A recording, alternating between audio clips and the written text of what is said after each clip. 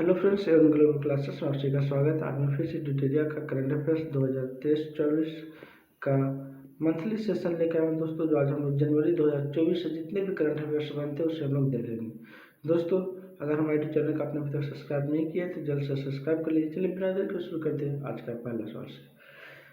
कि जनवरी 2024 को मनाए गए 75वें गणतंत्र दिवस की प्रमुख बातें।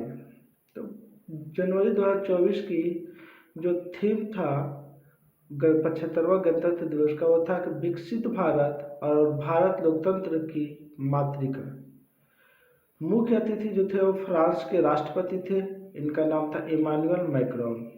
सर्वश्रेष्ठ झांकी जो रहा वो भारत का लोकतंत्र की जननी विषय पर आधारित सांस्कृतिक मंत्रालय का।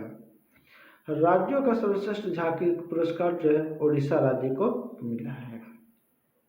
अगला सवाल है कि राजस्थान तथा मध्य प्रदेश ने पर्वतीय काली सिंध चंबल नदी लिंक परियोजना को लागू करने के लिए जल शक्ति मंत्रालय के साथ समझौता किया है।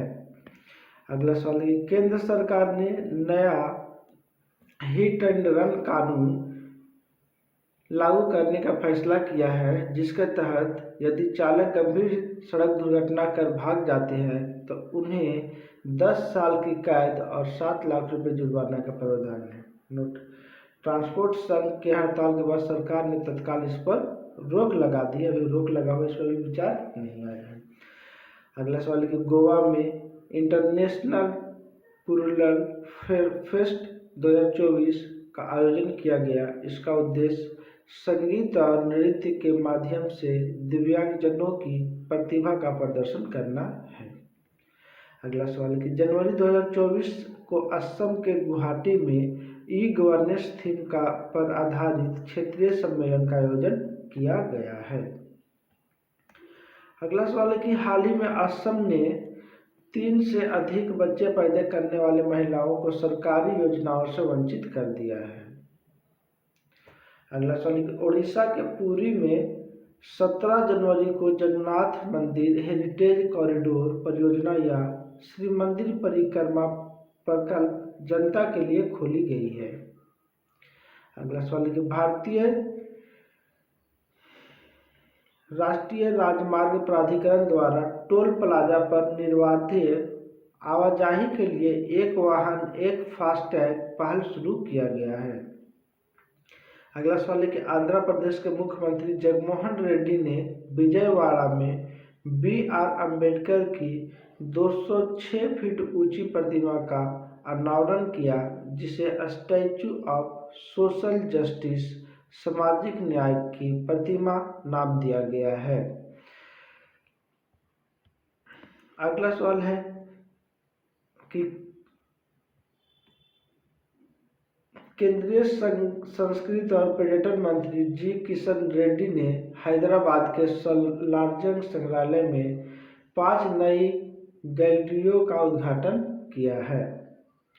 अगला सवाल है कि रिलायंस इंडस्ट्री प्लास्टिक अपशिष्ट और रासायनिक रूप से पुनर्चक्रित कर ISCC प्लस प्रमाणन पाने वाले पहली भारतीय कंपनी बन गई है।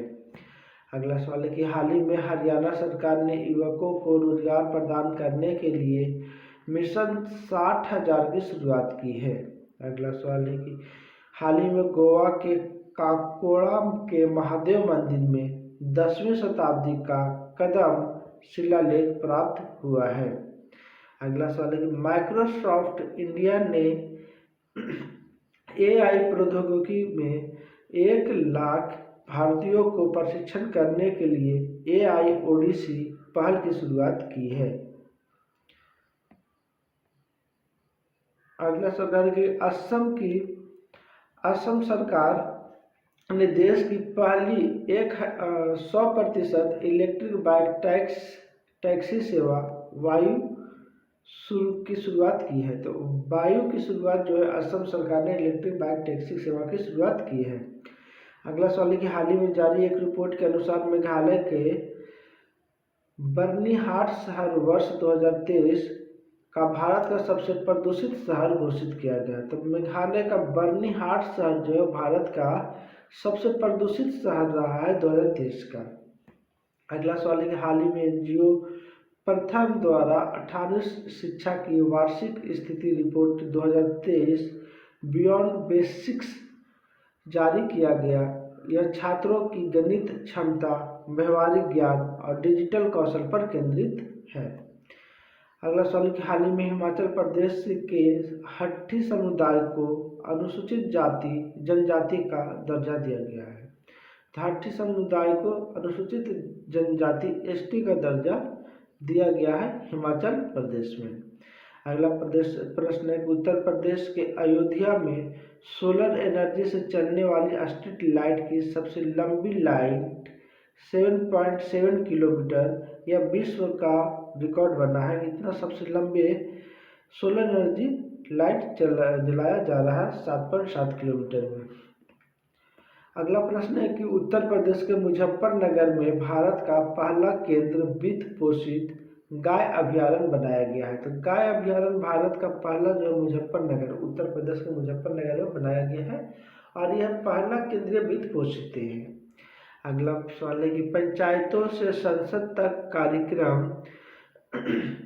लोकसभा अध्यक्ष ओम बिरला ने शुरू किया है। उद्देश्य है कि जमीनी स्तर की महिला नेताओं को सशक्त बनाना है। अगला सवाल है कि असम के डिब्रूगढ़ में पूर्वोत्तर भारत के पहले प्राकृतिक चिकित्सा अस्पताल की नींव रखी गई है। तो डिब्रूगढ़ में पहले पूर्वोत्तर भारत के प्राकृतिक चिकित्सा अस्पताल खोला गया है। अगला सवाल है कि हांगकांग के पीछे छोड़ते हुए भारत वैश्विक स्तर पर चौथे सबसे बड़ा शेयर बाजार बन गया है। अगला सवाल है उत्तर प्रदेश के मथुरा के वृंदावन में भारत का पहला पूर्ण बालिका सैनिक स्कूल खोला गया है, जिसका उद्घाटन रक्षा मंत्री राजनाथ सिंह ने किया। तो वृंदावन में पहला पूर्ण बालिका सैनिक स्कूल खोला गया है। अगला सवाल है कि 2 से 3 जनवरी को प्रधानमंत्री नरेंद्र मोदी ने तमिलनाडु, केरल तथा लक्षद्वीप का दौरा किया है। अगला सवाल है प्रधानमंत्री नरेंद्र मोदी ने अयोध्या में महर्षि वाल्मीकि एयरपोर्ट अयोध्या धाम का उद्घाटन किया, जिसे अंतर्राष्ट्रीय हवाई अड्डे का दर्जा मिला है। अगला सवाल है कि हाल ही में झारखंड सरकार ने CSS, STS और OBS के लिए वृद्धावस्था पेंशन की अर्हता आयु 60 वर्ष से घटाकर 50 वर्ष कर दिया गया है।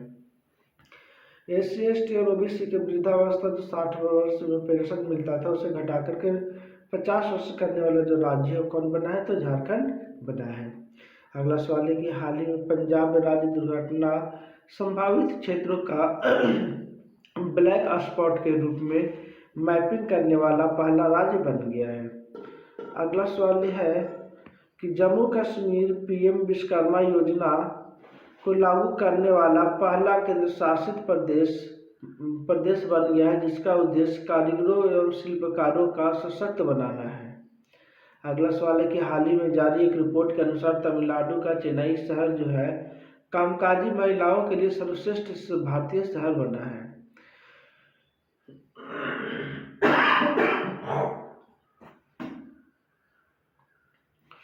अगला सवाल है कि उत्तर प्रदेश के मुख्यमंत्री योगी आदित्यनाथ ने यमुना नदी के किनारे प्रयागराज में यूपी के पहले फ्लोटिंग रेस्टोरेंट का उद्घाटन किया है।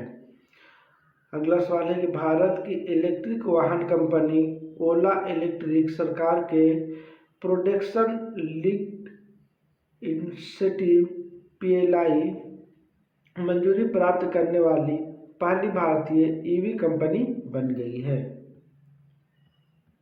अगला सवाल है कि गुणोत्सव 2024 असम सरकार ने सरकारी स्कूलों में 40 लाख छात्रों के प्रदर्शन का मूल्यांकन करने के लिए इस मिशन की शुरुआत की है।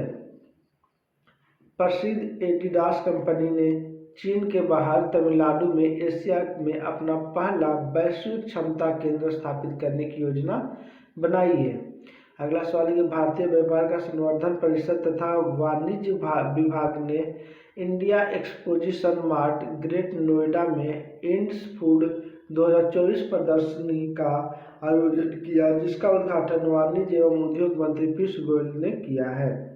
अगला सवाल है कि केंद्रीय स्वास्थ्य मंत्री डॉक्टर मनसुख मंडाविया ने मध्य प्रदेश के उज्जैन में भारत की पहली स्वच्छ खाद्य स्ट्रीट सड़क प्रसादम का अनावरण किया है। अगला प्रश्न है कि अंतर्देशीय जलमार्ग विकास परिषद की पहली बैठक कोलकाता में आयोजित की गई। इसका उद्देश्य है अंतर्देशीय जलमार्ग क्षमता का विकास करना। अगला सवाल है 18 जनवरी को 47वें अंतर्राष्ट्रीय कोलकाता पुस्तक मेले की शुरुआत की गई, जिसका थीम है देश यूके है।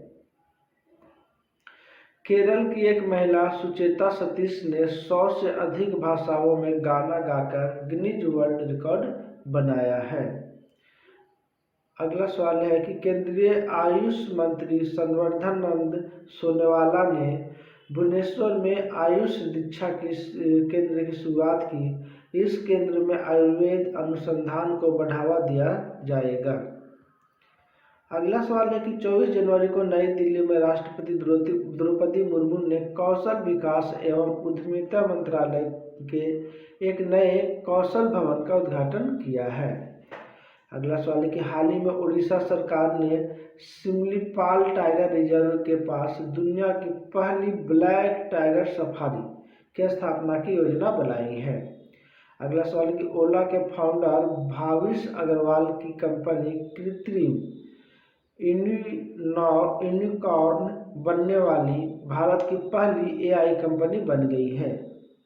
अगला सवाल है कि जेडीयू के प्रमुख नीतीश कुमार के महागठबंधन से अलग होकर भाजपा के समर्थन में 9वीं बार बिहार के मुख्यमंत्री के रूप में शपथ ली है।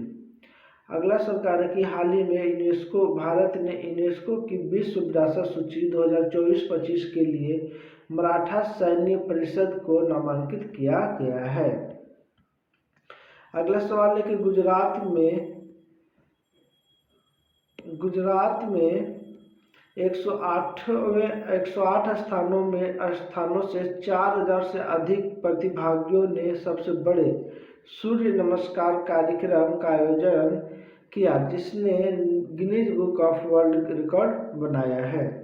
धन्यवाद दोस्तों। हमारा वीडियो आप लोग कैसा लगा कमेंट करके जरूर बताएं। दोस्तों हमारे चैनल को आपने अभी सब्सक्राइब नहीं किया तो जल्द से सब्सक्राइब कीजिए। दोस्तों अगले दिसंबर 2023 का करंट अफेयर्स देखना चाहते हैं तो अगले वीडियो में आप देख सकते हैं दोस्तों। तो हम लोग फिर से मिलते हैं अगले वीडियो में दोस्तों। तब तक जय हिंद जय भारत।